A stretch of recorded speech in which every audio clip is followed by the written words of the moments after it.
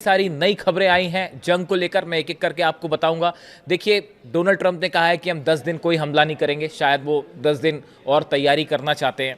इसके अलावा खबरें आई हैं कि हिजबुल्ला ने जो है ज़बरदस्त मिसाइल अटैक्स किए हैं इसराइल के ऊपर, और अब हिजबुल्ला भी जो है वो बैलिस्टिक मिसाइल्स फायर कर रहा है, जिससे खासा नुकसान हो रहा है इसराइल को। जो ईरान मिसाइल्स फायर कर रहा है वो तो कर ही रहा है।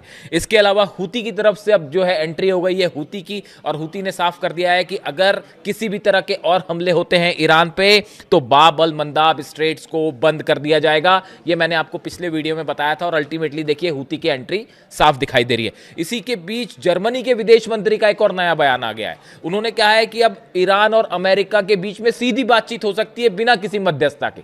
तमाम चीजें, तमाम बातें ईरान की तरफ से फिर साफ कर दिया गया है कि किसी तरह की कोई बातचीत नहीं होगी। ये सब कुछ डेवलपमेंट है, लेकिन इस बीच बेहद अहम खबर जो नॉर्थ कोरिया से आ रही है, और यह कहा जा रहा है कि एक बार फिर नॉर्थ कोरिया के लीडर किम जोंग उन ने इशारों इशारों में ईरान से यह कह दिया है कि अब फौरन न्यूक्लियर टेस्ट करिए, अब तो जल्दी से न्यूक्लियर बम बनाइए, अब जल्दी से न्यूक्लियर परीक्षण कर लीजिए, एटम बम का धमाका कर दीजिए, अब और इंतजार मत करिए। यह संदेश आया है किम जोंग उन का ईरान के लिए। जिस तरह से ये ईरान पर हमले हुए, उसके बाद किम जोंग उनकी तरफ से अपनी सेना को ये कहा गया है कि जो हमारा स्टैंड था न्यूक्लियर टेस्ट करने का, न्यूक्लियर बम बनाने का, वो पूरी तरह से सही साबित हुआ। अब यही हमारी रक्षा भी कर रहा है, ये कहना है किम जोंग उन का। देखिए, नॉर्थ कोरियन जो खबर है मैं आपको बताऊं, North Korean leader Kim Jong Un has vowed that his country is not stepping back from nuclear weapons, not now, not later, not ever. उन्होंने ये कह दिया है कि नॉर्थ कोरिया की लीडरशिप जो है वो एटम बम से, न्यूक्लियर परीक्षणों से ना कभी पीछे हटी है, ना हटने जा रही है, और भविष्य में भी कभी नहीं हटेगी, और हम अपने न्यूक्लियर हथियार हमेशा बनाए रखेंगे। In a speech that sounded less like routine policy and more like a warning, the North Korean leader declared that his country's nuclear status is irreversible, no ambiguity, no room for negotiations. Kim Jong Un ने यह कह दिया है, साफ कर दिया है कि उनकी न्यूक्लियर पॉलिसी, एटमी पॉलिसी इररिवर्सिबल है, वो उससे कभी पीछे नहीं हटेंगे, और उसके बारे में किसी से कोई बातचीत नहीं करेंगे। देखिए, ये जो पूरा बातें किम जोंग उन कह रहे हैं, ये ईरान पर जिस तरह से हमले हुए और मिडिल ईस्ट में जो जंग छिड़ी हुई है, इसका उन्होंने कंक्लूजन निकाला। नॉर्थ कोरिया ने हमेशा ये कहा कि हमें अपनी रक्षा के लिए हमने एटम बम बनाए हैं, और ये हमारा डिटरेंट है। जब तक हमारे पास एटम बम है, दुनिया की कोई ताकत, ट्रंप की ओर इशारा है, अमेरिका की ओर इशारा है, हम पर हमला नहीं कर सकती, और अगर हम पर हमला करेगी तो उसका नतीजा फिर होगा न्यूक्लियर वॉर। ये बात किम जोंग उन हमेशा से कहते रहे, और जब भी कोई इस तरह का थ्रेट आता है तो वो हमेशा एक जो है बैलिस्टिक मिसाइल अपनी फायर कर देते हैं, और इंटरकॉन्टिनेंटल बैलिस्टिक मिसाइल्स की, इंटरकॉन्टिनेंटल मिसाइल्स की बात करने लगते हैं। तो उन्होंने साफ कर दिया है कि हमारा न्यूक्लियर प्रोग्राम जैसा चल रहा था वैसा ही चलेगा, और इसके बारे में हम किसी से बातचीत भी नहीं करेंगे, ये भी कह दिया है। Speaking at North Korea's Supreme People's Assembly, Kim accused the United States of carrying out state-sponsored terrorism and aggression.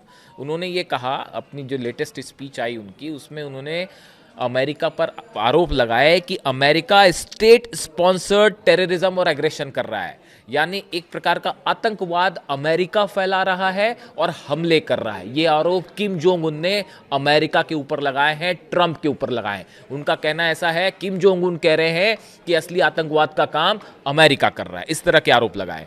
दो he did not directly name Iran, his remarks suggest that the situation in the Middle East reinforces Pyongyang's belief that the nuclear weapons are essential for national security and to deter foreign intervention. देखिए, उन्होंने सीधा सीधा Iran का नाम नहीं लिया, लेकिन उन्होंने इस पूरे क्राइसिस को एड्रेस करते हुए कहा कि हमारी ये बिलीफ बिल्कुल सही है कि एटम बम जब तक हमारे पास रहेगा तब तक हमारी राष्ट्रीय सुरक्षा मजबूत रहेगी।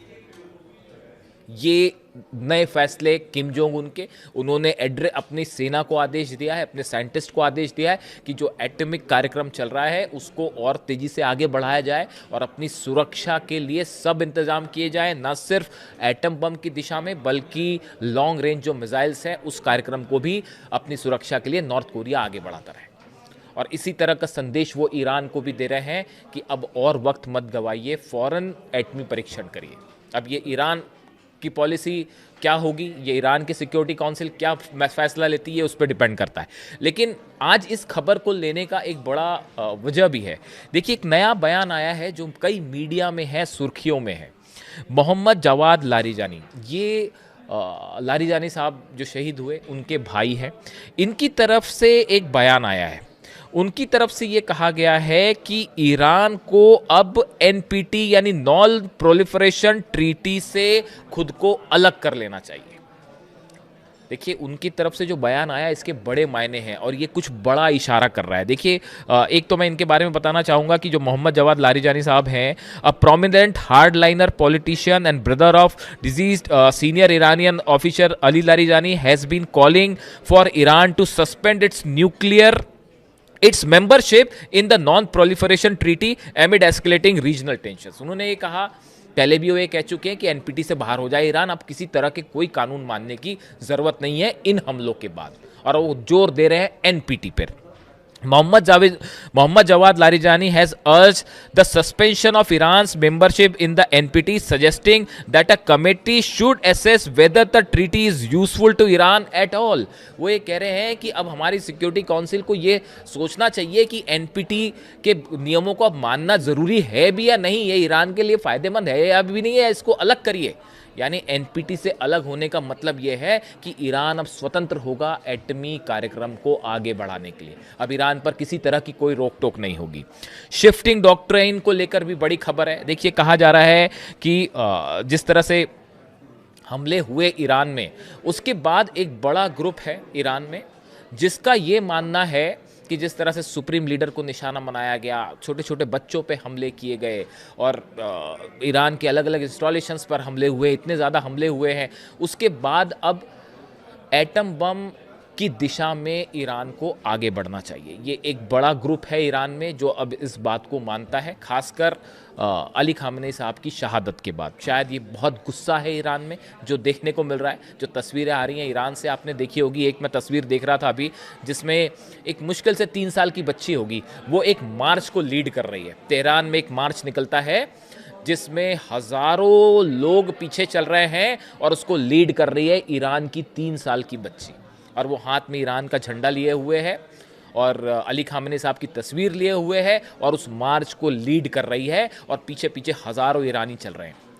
उसको देख के जो पहली बात मन में आ रही कि मान लो इस 3 साल की जो बच्ची है ईरान की, ये भारी पड़ गई है पूरी अमेरिका की सेना के ऊपर, ये भारी पड़ गई है उस टॉम हॉक मिसाइल के ऊपर, ये भारी पड़ गई है F-35 जेट के ऊपर, ये भारी पड़ गई है उस बड़े बड़े एयरक्राफ्ट के ऊपर। 3 साल की बच्ची ईरान की, उसका हौसला देखिए। यही हौसला है कि आज दुनिया की सबसे बड़ी ताकतें जो हैं वो घुटने पर हैं ईरान के सामने। तस्वीरें जो आ रही है वहाँ से आप खुद देखिए, कुछ बोलने की ज़रूरत नहीं है उस पर। मैं अपने मुद्दे पर वापस आता हूँ। देखिए, जिस तरह से अली लारिजानी साहब की शहादत हुई उसके बाद जो मैं बात कर रहा था कि कई सारे लोग ये मान रहे हैं और उसमें बताया जाता है कि मोहम्मद जवाद लारिजानी जो हैं एक हार्डलाइनर हैं और उनका रुख ज़्यादा एग्रेसिव होता है, आक्रामक होता है, सेना से जुड़े रहे हैं वो हमेशा। तो उनका इस तरह का बयान है, उनका इस तरह की बात है कि एनपीटी से अलग हो ईरान।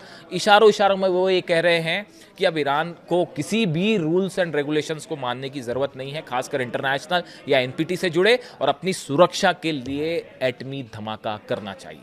इस तरह की उनकी इशारों में ये बात करें। हालांकि जो मुस्तफा खामेनी है ईरान के नए सुप्रीम लीडर, उनकी तरफ से बयान आया है कि हमारा एटम बम जो है वो हमारा ईरान का हौसला है, ईरान की हिम्मत है, इस तरह का वो बयान आया है उनका। लेकिन लगातार ये एटमी परीक्षण वाली बात अब जो है वो बढ़ती जा रही है, ईरान में डिमांड बढ़ती जा रही है। देखिए, कुछ समय पहले एक बयान आया था, वो भी अमेरिका की तरफ से इस तरह के बयान दिए गए कि 48 घंटे के अंदर जो है वो ईरान जो है वो न्यूक्लियर बम बना सकता है, एटमी परीक्षण कर सकता है, इस तरह के बयान आए। उस समय भी ये जो मोहम्मद जवाद लारिजानी साहब हैं, इनकी तरफ से ये बयान आया था कि अगर दुश्मन ऐसा सोचता है तो दुश्मन गलत नहीं सोच रहा। उन्होंने कहा था कि अमेरिका अगर ये सोच रहा है कि 48 घंटे में हम बना सकते हैं बम, तो आप गलत भी नहीं सोच रहे हैं, आप सही सोच रहे हैं। लेकिन वो तो ये हमारी मॉरलिटी के हमने बम नहीं बनाया, ये बात हमेशा कही जा रही। कई एक्सपर्ट ये कह रहे हैं कि अगर खामेनी साहब चाहते तो कब का न्यूक्लियर धमाका कर देते, लेकिन उन्होंने कहा कि नहीं, हम वेपन ऑफ मास डिस्ट्रक्शन नहीं बनाएंगे, और वो इस बात पर कायम रहे।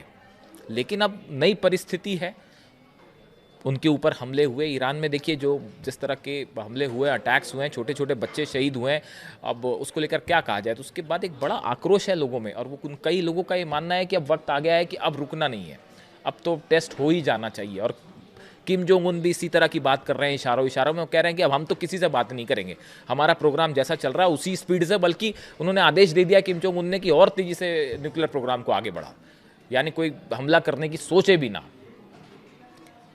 तो अब सवाल ये है कि क्या ईरान की न्यूक्लियर डॉक्ट्राइन में, देखिए ये अभी तो जंग के हालात हैं, डोनाल्ड ट्रंप भले कहते रहें कुछ भी कहते रहें, 10 दिन बाद रोक दिया है, हमला करें ना करें, वो लगातार हमले जारी हैं। अभी जब मैं आपसे बात कर रहा हूँ, अभी थोड़ी देर पहले तेहरान पर हमले हुए, मिसाइल्स गिरी है थोड़ी देर पहले ही। तो अब ये सब बातों का कोई मतलब नहीं है कि कौन कह रहा है सीज फायर होगा नहीं होगा। इसी बीच में एक बड़ी बात और करना चाह रहा हूँ, अगली वीडियो में मैं इस पर बात करूँगा। जो ईरान के बॉर्डर्स हैं उन पर ख़ास नज़र रखने की ज़रूरत है, चाहे वो कुवैत से जुड़ा हो, चाहे वो इराक से जुड़ा हो, चाहे वो अफ़गानिस्तान से जुड़ा हो या पाकिस्तान से जुड़ा हो। ईरान के जो बॉर्डर्स हैं उस पर काफ़ी हलचल है। अब मैं क्या कहना चाहता हूँ वो अगले वीडियो में बताऊँगा, बाकी आप खुद समझदार हैं कि कहाँ कहाँ से ईरान पर कहाँ कहाँ से हमले हो सकते हैं। खैर, इसके लिए आगे बढ़ते हैं। तो ये देखिए, ये जो इन्होंने कहा, ये जो बयान सामने आ रहे हैं, उसके बाद बड़े सारे लोगों का इस तरह से मानना है कि इन हमलों के बाद अब वक्त आ गया है कि ईरान को अपनी न्यूक्लियर पॉलिसी पर आगे बढ़ना चाहिए। इसी बीच खबरें ये भी हैं कि हॉर्मूज़ में जिस तरह से स्थिति बनी हुई है, लगातार ये खबरें हैं कि 10,000 मरीन्स भेजे जा रहे हैं हॉर्मूज़ पर और वो हमला कर सकते हैं। उसको लेकर ईरान ने भी अपनी ज़बरदस्त तैयारी कर रखी है। क्या तैयारी, कैसी तैयारी, अगले वीडियो में आपको बताऊंगा। बने रहिए साथ। Thank you so much.